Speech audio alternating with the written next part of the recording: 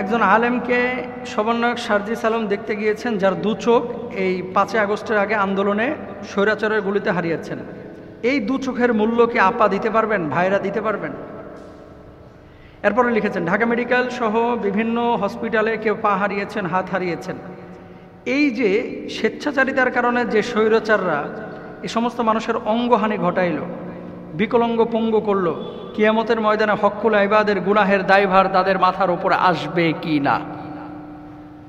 কিছু কিছু প্রশ্ন যখন আমাদের কাছে করা হয় বা আসে, তখন নিজের মাথা কাজ করে না যে আসলে মানে কি কথাটা সে বলল, কি কথাটা বলছে। আমি দেখছি পত্রিকায়, অনলাইনে মনে হয় দেখছি, ওই সার্জিস আলম দেখতে গিয়েছিল একজন আলেমকে, মাশাআল্লাহ, সম্ভবত তিনি মুফতি সাহেবও।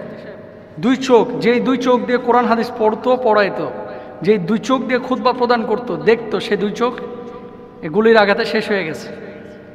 আচ্ছা, আর কখনো হয়তো বা সে দেখতে পাবে না। আমরা দোয়া করি আল্লাহ তাআলা সুস্থ করুক। এই দুইটা চোখ, সাধারণ মানুষেরও যেমন দুইটা চোখের মূল্য আছে, একজন আলেমের মূল্যও কিন্তু আছে। এই দুই চোখ দিয়ে যতদিন আপনি কোরআন পড়বেন, ততদিন কোরআনের এই প্রতিটা হরফের সওয়াব কিন্তু সে পেত। আজকে কিন্তু কোরআন সে দেখতে পাচ্ছে না। আজকে হাদিস পড়ে পড়ে মানুষকে শোনাইতো, সেটা করতে পারতেছে না। দুনিয়ার সুন্দর দৃশ্যগুলো আপনি দেখতে পাচ্ছেন, সে কিন্তু আজকে দেখতে পাচ্ছে না। অনেক মানুষের হাত হারিয়ে গেছে, পা হারিয়ে গেছে, বিকলাঙ্গ হয়ে গেছে। তারপরে কালকে এক ছেলে বলতেছে যে স্বাধীনতার জন্য, আমি দেখলাম যে তার একটা হাত নাই, সে বলতেছে যে যদি স্বাধীনতার জন্য আবার প্রয়োজন হয় আর একটা হাতও দিয়ে দেব। কি জজবা, আল্লাহু আকবার। আসলে এই জেনারেশন নিয়ে আমরা সম্ভাবনা দেখি। এখন প্রশ্নের যে মূল পয়েন্টটা, তিনি বলেছেন যে হক্কুল ইবাদের গুনাহের দায়ভার তাদের উপরে আসবে কিনা, আপাদের উপরে, ভাইদের উপরে। আপা বলতে কাদেরকে বোঝাচ্ছি? যারা নেতৃস্থানীয়, যাদের আদেশে, স্বৈরাচারের আদেশে যদি এটা হয়ে থাকে তাহলে সেই স্বৈরাচার, যদি আপার আদেশে হয়ে থাকে সে আপা, যদি নেত্রীর আদেশে হয়ে থাকে সেই নেত্রী, যদি পুলিশের আদেশে হয়ে থাকে সেই পুলিশ।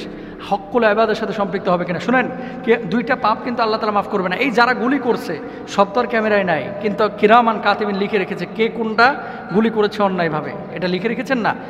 দুইটা পাপ আল্লাহ তাআলা মাফ করবেন না, একটা হচ্ছে শিরকের গুনাহ, আর আরেকটা হচ্ছে আপনার হক্কুল ইবাদ, বান্দার হক নষ্ট করা। 10টা টাকা নষ্ট করেছেন, আরেকজনের হক থেকে আপনি মেরে দিয়েছেন, এটার জন্য যদি আল্লাহর আদালতে আপনাকে দাঁড়ানো লাগে, তাহলে যেই মানুষটার চোখ নষ্ট করলেন, যে মানুষটার হাত নষ্ট করলেন, যে মানুষটার পা পঙ্গু করে দিলেন, যে মানুষটাকে আপনি নিঃস্ব করে দিলেন, কিয়ামতের ময়দানে আল্লাহর আদালতে আপনাকে কিন্তু দাঁড়াতে হবে। এখন আপা হন আর লিডার হন, পুলিশ হন আর সার্জেন্ট হন, আপনাকে কিন্তু আল্লাহর আদালতে দাঁড়াতে হবে। তাহলে উপায়টা কি? উপায় একটা আছে মাপ পাওয়ার। সেটা কি? ওই অন্ধ আলেমের কাছে গিয়ে হাত পা ধরে আপনারা মাপ চাইতে হবে, কান্নাকাটি করতে হবে। যদি বছরের পর বছর কান্নাকাটি করা লাগে, আপনি কান্নাকাটি করবেন। উপায়টা কি? আপনি যে তার একটা পায়ের ক্ষতি করেছেন, তাকে ক্ষতিপূরণ দিতে হবে। কাকে? যেই লোকটার ক্ষতি আপনি করেছেন, যদি ও দাবি করে যে আমাকে 50 লক্ষ টাকা দেওয়া লাগবে একটা পায়ের জন্য, আপনাকে দিতে হবে। অথবা তার হাত পা ধরে আপনাকে মাফ চাইতে হবে, যে আপনি মাফ করে দেন। কত বড় কথা! অথচ সাধারণ মানুষ আমরা অহরহ এই ধরনের পাপগুলো করে যাচ্ছি। প্রিয় ভাইরা আমার, রাসূল আকরাম সাল্লাল্লাহু আলাইহি ওয়াসাল্লাম স্পষ্টভাবে হাদিসের মধ্যে বলেছেন, আল্লাহর হাবিব সাল্লাল্লাহু আলাইহি ওয়াসাল্লাম অপরের অনিষ্ট তথা ক্ষতি করা থেকে বিরত থাকাকে সাদাকা বা দান হিসেবে উল্লেখ করেছেন। দেখেন, আল্লাহর হাবিব বলেছেন প্রত্যেক মুসলমানের দান খয়রাত করা ওয়াজিব। সাহাবীরা বলেন, সে যদি সক্ষম না হয়, অর্থাৎ দান করার জন্য তো টাকা পয়সা প্রয়োজন, সে টাকা যদি সে তার না থাকে তাহলে কিভাবে দান করবে? নবীজি তখন বললেন, তাহলে স্বহস্তে কাজ করে নিজে টাকা উপার্জন করে দান করবে। সাহাবীগণ বলেন, যদি তার সে সামর্থ্য না থাকে কাজ করার, তাহলে সে দুস্থ বিপদগ্রস্তকে কায়িক পরিশ্রম করে, হাত দিয়ে, কথা দিয়ে, জবান দিয়ে সাহায্য করবে। সাহাবী বললেন, সেটাও যদি সম্ভব না হয় তাহলে কি করবে? আল্লাহর হাবিব সাল্লাল্লাহু আলাইহি সাল্লাম বললেন, তখন সৎ কাজের আদেশ দিবে। সেটাও যদি সম্ভব না হয় তাহলে কি করবে? আল্লাহর নবী তখন বললেন, তাহলে সে অপরের ক্ষতি সাধন থেকে নিজেকে বিরত রাখবে। আল্লাহু আকবার! কত বড় কথা!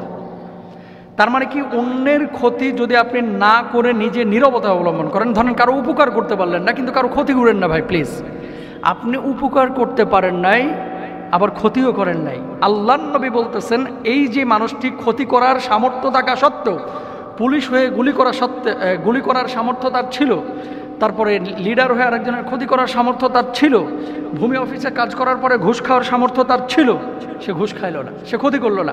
আল্লাহর নবী বলতেছে এই ক্ষতিটা না করার কারণে আল্লাহ তাআলা তার আমল নামায় সাদাকার সওয়াব দিয়ে দেবেন, সুবহানাল্লাহ।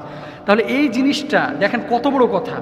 তো যে মানুষগুলোকে পঙ্গু করেছেন, চোখ হারিয়েছে, একটা পা হারিয়েছে, হাত হারিয়েছে, বিকলাঙ্গ হয়েছে, পঙ্গু হয়েছে, আল্লাহর আদালতে দাঁড়াইতে হবে, আল্লাহর আদালতে দাঁড়াইতে হবে যারা এই ক্ষতিগুলো করেছে।